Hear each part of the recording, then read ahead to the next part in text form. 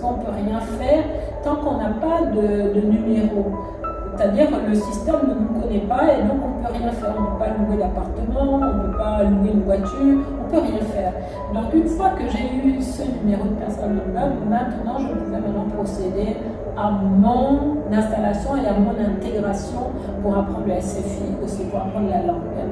Et ça a commencé à partir de cette obtention. Et une fois que je l'ai eu, donc qu'est-ce que j'ai fait? J'ai commencé donc à me renseigner autour de moi. Donc, tu vivais où? Tu vivais Ah oui, avant, oui. Il faudrait que tu expliques oui, c'est vrai que j'ai le BABA, parce que c'est là c'est vrai que quand les parties subtiles de la situation. Lorsque je suis arrivée, depuis l'Afrique, j'avais réservé un Airbnb dans le centre de la ville pour justement trouver, c'est un pied-à-terre, donc j'avais réservé plutôt une chambre. Moi, je n'ai pas pris d'appartement entier, mais plutôt une chambre où habitait donc un Suédois avec sa femme. Et c'était mon choix parce que j'avais besoin de commencer déjà par m'intégrer en côtoyant des Suédois.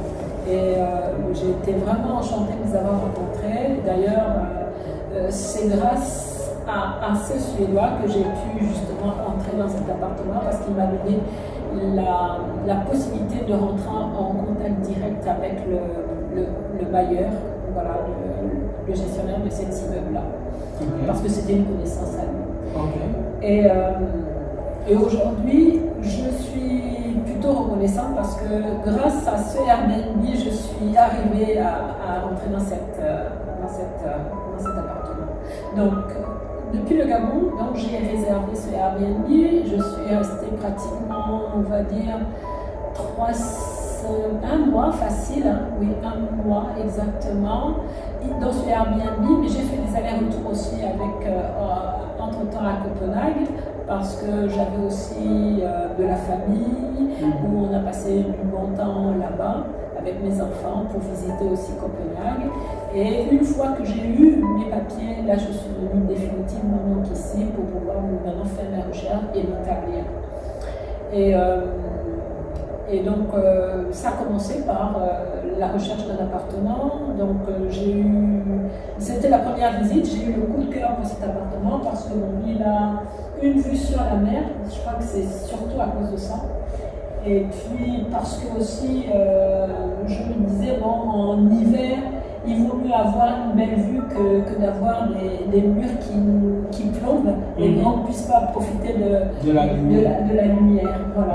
Donc, surtout qu'en hiver, ici, à 14h30, il fait nuit. Voilà. Et jusqu'à 8h ou 8h30. Non, ça je le sais. Donc on a 12 heures d'obscurité plus ou moins. J'ai oublié de dire que avant de décider de venir ici, dans cette ville, j'ai été à Stockholm en décembre 2024, où j'ai passé 10 jours et j'ai pu me rendre compte du froid, d'accord, et puis aussi du jour qui durait, enfin qui commençait à la durée de la journée, voilà, qui commençait à 8h et qui finissait à 15h. Donc ça m'a donné un avant-goût de l'hiver, mais ça ne m'a pas fait peur non plus, parce que je me suis dit, bon, mais les gens, ce que j'ai beaucoup aimé, c'est vraiment, dans l'esprit que j'avais, c'est un peuple tranquille, et c'est ce que j'ai ressenti en arrivant à Stockholm. Et puis donc ça n'a fait que confirmer mon souhait de continuer à m'installer. À t'installer. Voilà. Et du coup, comment tu as pu faire ton inscription à l'école? Ah oui, alors une fois que j'ai eu mon personne number, donc j'ai aussi pu faire un mail, je suis allée à la commune et j'ai demandé à la commune de m'inscrire pour pouvoir être étudiante en suédois, en SFI. Voilà, SFI. Le SFI est très bien et c'est gratuit, d'accord. Je n'ai pas eu du tout à payer. Et par contre, j'ai dû attendre un peu. J'ai commencé les cours d'SFI donc 2 mois après mon arrivée. Après ton arrivée. Il a fallu attendre un peu plus. Parce qu'ils font des rentrées périodiques. C'est ça, oui. Voilà, j'ai dû attendre. Et c'est des cours de toute petite classe. Enfin, on est là maintenant, on va être 10. Donc ça fait que c'est très fluide. Et là, la semaine prochaine, je change encore de classe. Parce que fonction de ton niveau d'études, de base, voilà, ils te classent dans le groupe. Oui. Parce qu'ils se disent que ceux qui ont fait des études, ben, ils ont plus de propension à mieux comprendre la grammaire et à écrire aussi. Donc ils te mettent dans un groupe beaucoup plus avancé. Et du coup, j'ai été quand même, je ne te coupe pas la parole, j'ai été quand même surpris de... J'étais mis sous un test hier ou avant-hier, quand j'étais écrit en suédois, pour voir comment tu allais. Non, mais j'ai googlé, hein. Je suis allée sous Google. Ah bon, ok. Je n'étais pas. Ah, je comprends. Parce que la formulation était très bien faite. Je me suis dit, quelques mois simplement, j'étais vraiment épaté de voir la façon dont tu as répondu à ce jeu. Sur Google. Et puis aussi, il faut savoir que autant je fais des phrases basiques du style jag, a, o, jag, etter, ester, voilà, mais c'est très basique. Mais les phrases aussi longues que je t'ai écrites, non, c'est parce que j'ai été. Ah, là c'est bien. En tout cas, mais voilà, SFI c'est super. Donc du coup, le lien avec SFI, tu as pu obtenir l'inscription via la commune et tu t'es rendu parce que ta facilité c'est que tes courses sont des distances à pied. Oui. Et parce que tu es au centre, tu es au cœur de la ville. Alors, et ça te permet rapidement de faire des courses à pied. L'expérience du Airbnb m'a beaucoup servi dans ce sens-là, parce que je me suis rendu compte que en restant dans le centre-ville, j'avais moins de dépenses en termes de bus et compagnie, et puis de déplacement pour faire ses courses et tout. Et je me suis dit, donc il faut que je reste dans ce centre-là. Et lorsque j'ai fait cette première visite de cet appartement, j'ai dit oui, c'était ça que je voulais. Qu'il te fallait. Voilà, qu'il me fallait, parce que je suis dans le centre et je suis à la limite du sud et du nord pour moi. Et ce qui m'a le plus fait plaisir, c'est cette vue-là. Après, je me rappelle aussi lors de ma deuxième semaine, troisième semaine dans la ville, j'ai été invitée par un couple français qui m'ont montré l'appartement où ils habitaient et ils avaient une vue sur la mer. Et c'est ça, je me dis ça, dans ma tête je me suis dit c'est ce que je veux. Et voilà, c'est ce qui m'a amené aussi à choisir celui-là. Ah, c'est bien. Et du coup, je crois bien que, bon, si j'ai encore une autre question, quelle a été mon utilité dans ta vie? Dans toute cette équation-là, quelle a été l'utilité de Kofi? Alors, Kofi m'a beaucoup aidé. Beaucoup. Alors, par contre, je vais commencer. Donc, il faut savoir qu'avant que je n'arrive en Suède, j'étais sur Internet. J'ai beaucoup utilisé Internet pour avoir un maximum d'informations. Je suis plutôt quelqu'un d'organisé et de prudente. Et donc, je vais plutôt aller sur les informations, on va dire, de façon générale. Et donc, j'avais 3 youtubeurs, dont toi, qui étaient donc ici à Helsingborg. Et puis, il y en avait 3 qui étaient à Stockholm. Il y avait 3, mais 2 vivaient à Stockholm. Exact. Moi ici. Voilà. Non, il y en avait 3. Il y en avait 4. Dont 3. Donc les 3 autres sont à Stockholm. Voilà, à Stockholm. Et puis, j'ai beaucoup écouté. Et puis aussi, JackTPT. Il ne faut pas que j'oublie. JackTPT m'a beaucoup aidé parce que je posais des questions et il me répondait en même temps. Et pendant cette période d'observation, de collecte d'informations aussi, je t'appelais, je te demandais, et je prenais des informations et je regroupais avec les autres pour en faire une comparaison et voir avec qui tu pouvais composer. Et tu m'as aidé dans le sens où j'avais un feedback rapide. Quand j'avais une question, j'avais un feedback rapide de ma décision, pour prendre une décision, quoi. Et puis ça ça m'a beaucoup aidé. Oui, en effet, ça m'a beaucoup aidé. Et je me rappellerai toujours de ce jour où je t'ai dit l'âge que j'avais. Et puis, tu as mis beaucoup de réserve. Parce que tu t'es dit, ah, mais à cet âge-là, j'ai dit oui, c'est possible encore et tout. Et j'ai dit oui, en fait, il faut savoir que je suis quelqu'un de. Je me rappelle que je t'avais fait comprendre que je suis quelqu'un de très active. Et que pour moi, ma vie commençait maintenant, au contraire. C'était pas la fin, c'était le début. Et après, tu as dit oui, en effet, maintenant je comprends mieux pourquoi tu l'as dit. Et tu m'as encouragé. Justement. Tu m'as encouragé. J'ai été beaucoup choqué par ton âge et la décision d'aller en aventure. Du coup, avec une réflexion un peu plus approfondie, je m'étais rendu compte que j'ai encore une mère qui a 80 ans et qui est encore active, énormément active à Houston. Donc je me suis dit, mais elle est jeune, à côté de ma mère qui a 80 ans et qui est encore active. Elle est active, c'est-à-dire elle fait théoriquement 2 boulots. Et mon grand frère a des appartements de Airbnb qu'il gère et c'est ma mère qui fait le check-in et le check-out. En plus de cela, elle va aussi travailler à l'aéroport comme nettoyage dans les avions, dans les... 80. En décembre prochain, décembre de l'année prochaine, oui, on est en 2025, non? Oui, décembre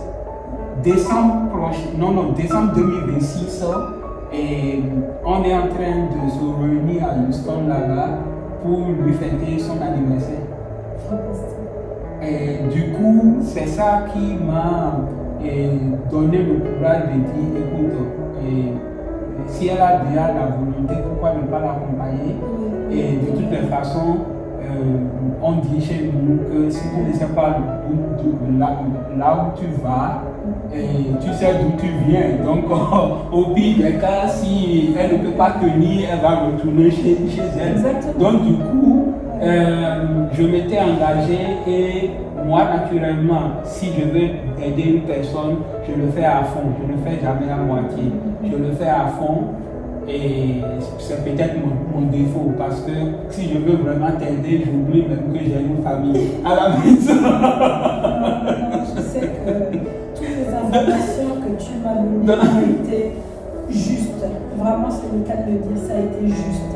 C'était pas autant, j'avais des fois des rêves de ce que c'était que de vivre ici, mais toi tu m'as en fait donné l'information juste. Et ce que tu m'as donné avant que je n'arrive, c'est exactement ce que j'ai trouvé.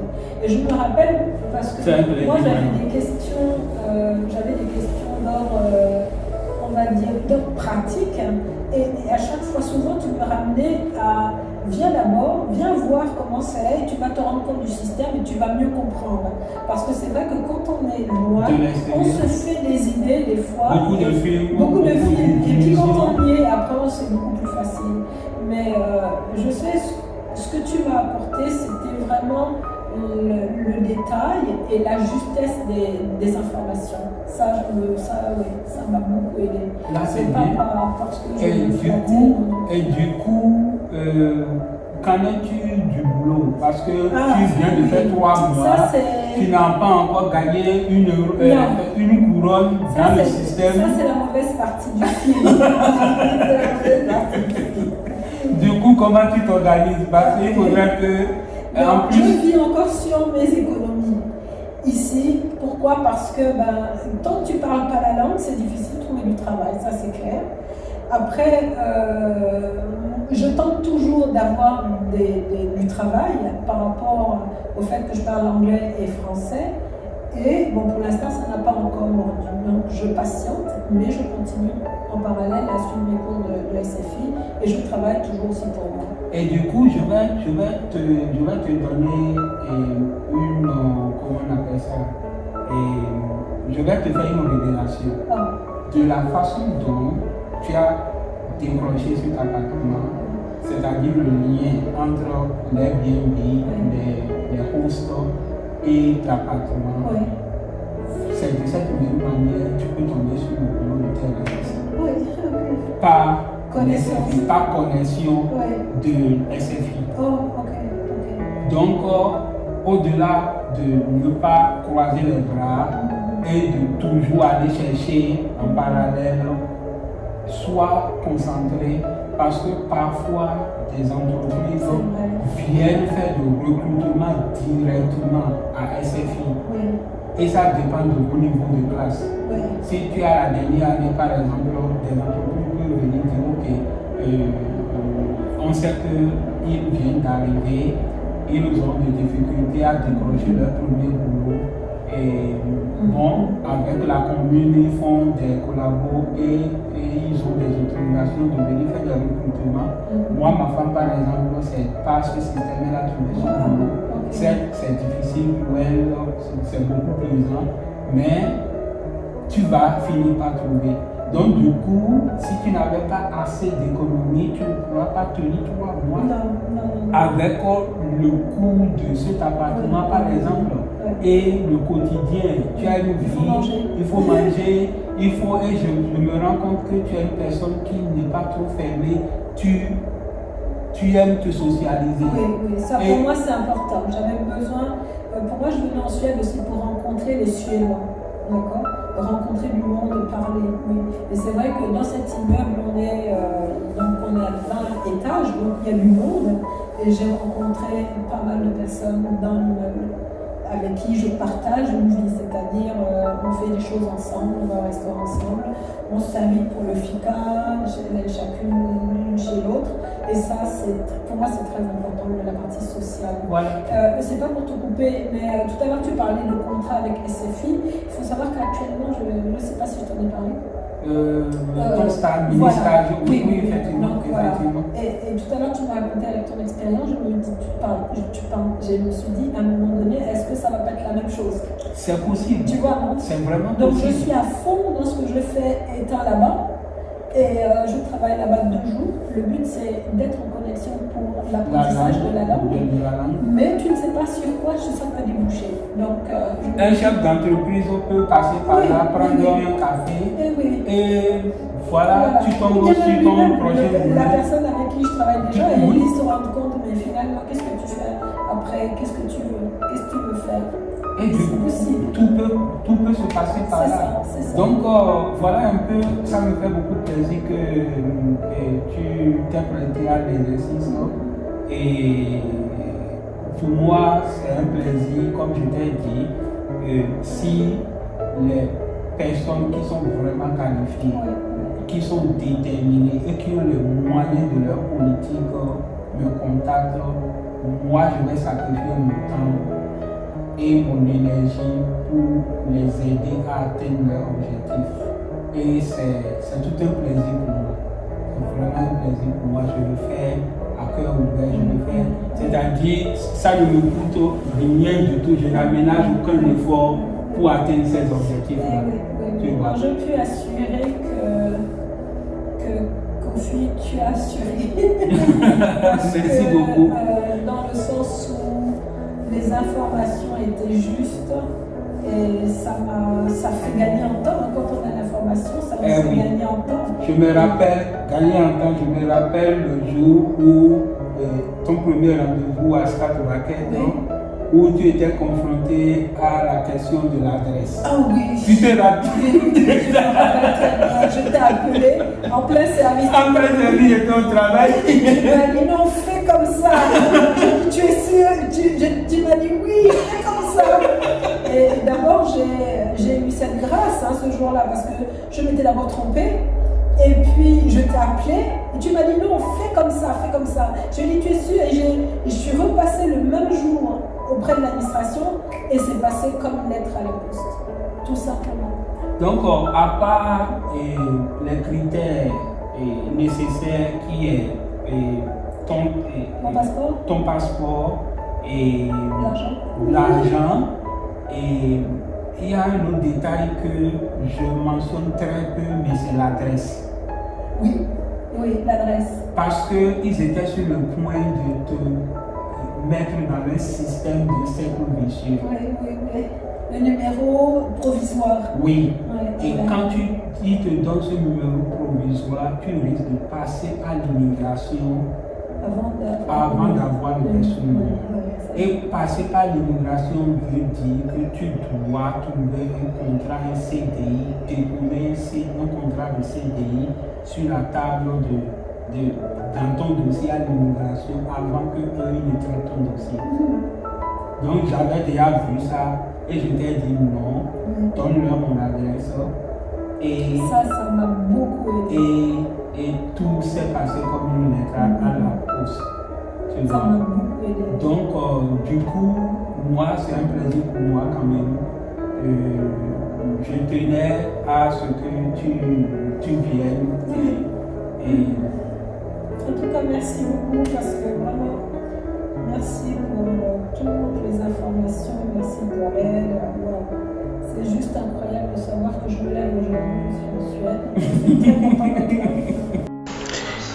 Voilà les amis, nous sommes à la fin de la troisième partie de cet entretien. J'espère que tu as aimé et que tu as appris, si tu es un candidat à l'expatriation, à t'installer ici en Suède. Tu as quand même eu beaucoup d'informations qui vont te permettre d'atteindre tes objectifs. Et comme je l'ai toujours dit dans l'entretien, je suis disponible à perdre mon énergie, dépenser mon énergie et mon temps, et pourquoi pas mon argent, pour aider ceux qui sont vraiment qualifiés, ceux qui ont les moyens de leur politique à venir s'installer ici en Suède. Et maintenant, vous pouvez me contacter, tu peux me contacter, j'ai le lien de mon numéro WhatsApp dans la description, ce qui va te permettre de rentrer directement en contact avec moi. Par ailleurs, ceux qui ne sont pas prêts et qui veulent me perdre le temps, je connais les méthodes par lesquelles je peux y arriver à me débarrasser de vous. Donc, ceci étant, merci beaucoup pour m'avoir accompagné jusque-là. Et l'aventure continue. J'attends le prochain candidat à l'expatriation en Suède et nous allons faire du bon boulot ensemble. Et ceci étant dit, à la prochaine et à très bientôt. Merci.